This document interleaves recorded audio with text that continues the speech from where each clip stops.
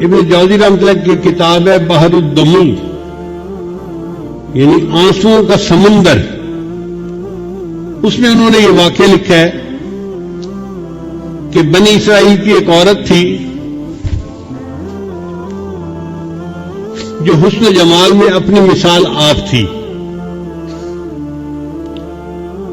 اور وہ بدکار تھی. گھر کا دروازہ کھلا رکھتی تھی اور بند سنور کر چارپائی کے اوپر بیٹھ جاتی تو اس کے دروازے کے سامنے سے گزرنے والے نوجوان جب اس پر نظر پڑتی تو وہ بہک جاتے تھے. وہ ان سے کچھ رقم لیتی تھی اور ان کو گناہ کا موقع دے دیتی تھی. ایک مرتبہ ایک نوجوان بڑا نیک تھا، وہ ادھر سے گزرا، قدرتاً اس کی بھی نظر اس طرف اٹھ گئی تو اس نے دیکھا کہ اتنی خوبصورت عورت، اس کو بھی شیطان نے بہکایا. تو اس نے اس گھر کے جو کام کرنے والی تھی اس سے پوچھا کہ تیری مالکہ مرد کو قریب کیسے آنے دیتی ہے؟ اس نے کہا جناب 1000 دینار لیتی ہے اور پھر اس کو اپنے ساتھ وقت گزارنے کا موقع دیتی ہے.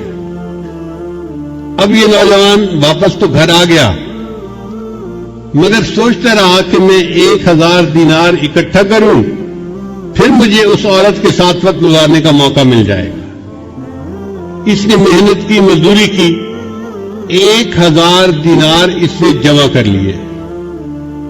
ایک دن یہ اس عورت کے پاس گیا اور 1000 دینار اس نے دے دیے. عورت نے کہا کہ ٹھیک ہے اب تم آؤ اور میرے ساتھ چارپائی پہ بیٹھ سکتے ہو. یہ جب اس کے ساتھ چارپائی پر بیٹھا نا تو اس کے دل پہ اللہ کا خوف غالب آ گیا ہے کہ اب تک میں نے جو عبادت کی ہے کہیں اللہ تعالیٰ اس عبادت کو ٹھکرا نہ دے کہ تو بالآخر گناہ کا ارتکاب کر بیٹھا. اب عورت انتظار میں تھی کہ میں نے جب اسے بلا لیا ہے تو یہ اب اپنی خواہش پوری کرے گا، مگر وہ بندہ تو بہت ہی خاموش چپ بت بن کے بیٹھا ہوا ہے. تو عورت نے اس سے پوچھا کہ بھائی میں نے تو تمہیں یہاں نہیں بلایا، تم خود آئے ہو. اس نے کہا میں اپنے نفس کی خواہش کی وجہ سے آ تو گیا تھا، لیکن جب میں یہاں چارپائی پر آ کر بیٹھا ہوں نا تو میرے اوپر اللہ کا خوف غالب آ گیا اور میں نے ارادہ ترک کر دیا، میں تیرے ساتھ گناہ نہیں کروں گا. اور جو 1000 دینار میں نے دیے ہیں وہ بھی تیرے ہی، میں تجھ سے واپس نہیں لیتا اور میں اپنے گھر جا رہا ہوں. یہ کہہ کے وہ نوجوان گناہ کیے بغیر اٹھا اور اپنے گھر کی طرف چل پڑا. عورت نے اس سے جاتے جاتے پوچھ لیا کہ تم کس گاؤں کے رہنے والے ہو؟ اس نے گاؤں کا نام بتا دیا. چند دن گزرے تو اس عورت کے دل میں خیال آیا کہ یہ ایسا نوجوان ہے جس نے پہلے کبھی گناہ نہیں کیا، پہلا گناہ کرنا تھا اور اس پر اتنا خوف غالب آ گیا، اور میں تو روز گناہ کرتی ہوں اور میں توبہ نہیں کرتی، تو مجھے بھی اللہ سے ڈرنا چاہیے.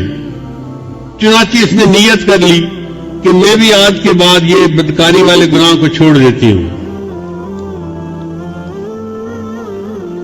چند دن گزرے تو اس کا بھی زندگی گزارنا مشکل بن گیا. جیسے عورت مرد کی ضرورت ہے، مرد عورت کی ضرورت ہے. اس عورت نے سوچا کہ میں اسی نوجوان کا پتہ کرتی ہوں اور اگر وہ ہے تو میں اس کے ساتھ نکاح کر کے نیکی کی زندگی گزارتی ہوں. چنانچہ یہ عورت اس کے گاؤں میں گئی اور اس بندے کا نام پوچھا. انہوں نے گھر بتا دیا کہ فلاں جگہ گھر ہے. یہ عورت آئی اور اس نے اس کے گھر کا دروازہ کھٹکھٹایا. جب گھر کا دروازہ کھٹکھٹایا تو اللہ کی شان، وہی نیک نوجوان دروازہ کھول کر باہر نکلا پوچھنے کے لیے کہ کون ہے.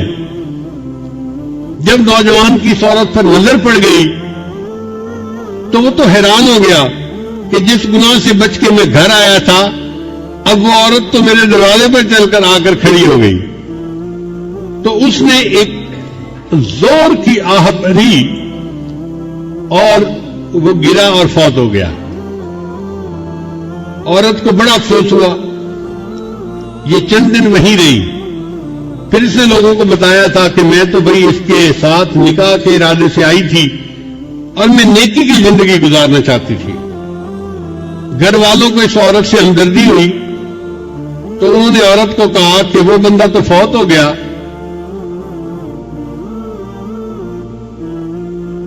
مگر اس کا ایک اور بھائی ہے, ابھی شادی شدہ نہیں ہے, وہ شادی کرنا چاہتا ہے. اگر تم چاہو تو ہم اس کے بھائی سے تمہارا نکاح کر دیتے ہیں. تو وہ عورت کہنے لگی بہت اچھا. چنانچہ اس عورت کا اس کے بھائی سے نکاح ہو گیا. کتابوں میں لکھا ہے اللہ نے اس عورت کی توبہ کو ایسے قبول کیا کہ اس کو اللہ نے 7 بیٹے دیے اور سب بیٹے اپنے اپنے وقت کے اولیاء بنے. بد کردار عورت تھی, سچی توبہ کر کے 7 اولیاء کی ماں بنی. قیامت کے دن اللہ کے سامنے سرخرو ہوگی.